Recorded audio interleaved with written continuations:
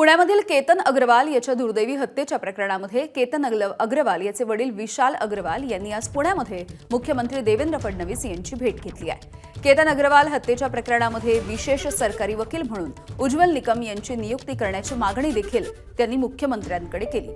मुख्यमंत्री देवेंद्र फडणवीस यांनी ती मागणी त्वरित मान्यही केली आहे। उज्ज्वल निकम यांनी देखील या प्रकरणामध्ये विशेष सरकारी वकील म्हणून काम बघण्यासाठी संमती दर्शवलेली आहे।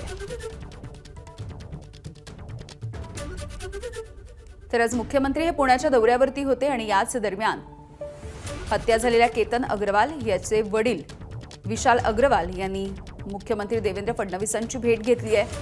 आपल्या मुलाला न्याय मिळाला पाहिजे अशी त्यांची मागणी होती।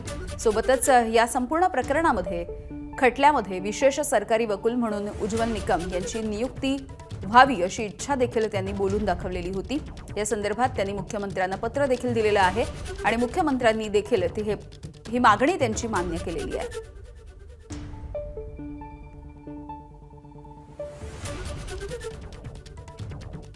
लोहगडावरून ढकलून केतन अग्रवाल याची हत्या करण्यात आली। यामध्ये सध्या सुनावणी होताना दिसते आहे, चौकशी देखील होतीये। केतन अग्रवालच्या हत्येच्या प्रकरणामध्ये आता विशेष सरकारी वकील म्हणून उज्ज्वल निकम हे काम बघणार आहेत।